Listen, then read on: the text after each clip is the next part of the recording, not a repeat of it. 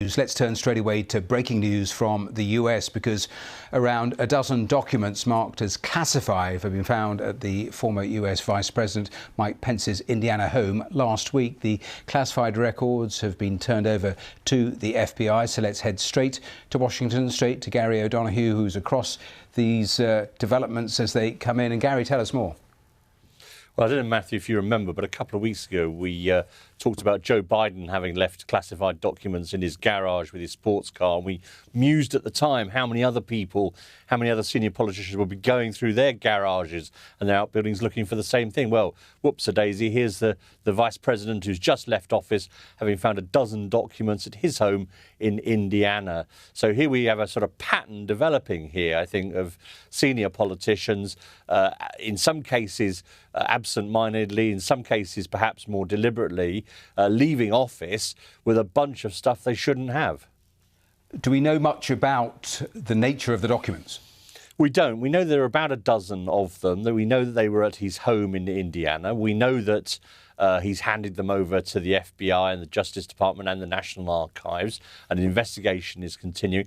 I will say that Mike Pence has been repeatedly asked whether he has any documents at home, and in several interviews right since last summer he said he hasn't.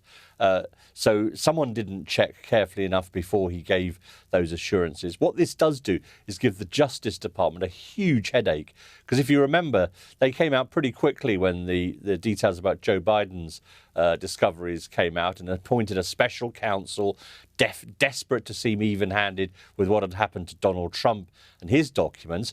They can't keep on appointing special counsels every time someone finds something. So I think there may be some pressure to roll Mike Pence's issues into the same investigation that's going on into Joe Biden's.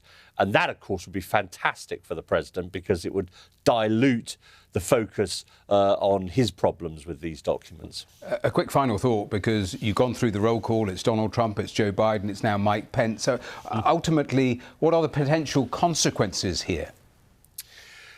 Well, there's something called the Presidential Records Act, which is a statute that governs what you should hand over once you leave office as president or vice president. That can have penalties connected to it. The case of Donald Trump is slightly different in that he's also facing potential charges of conspiracy and some potential charges under the Espionage Act, simply because of the way he handled the request for those documents once it became clear that he had them, resisting them. Subpoenas were granted, ended up with a search warrant, if you remember, of Mar-a-Lago. So there are qualitative differences between his case and that of Mike Pence and Joe Biden, who seem to have cooperated immediately and handed this stuff over and said sorry very quickly.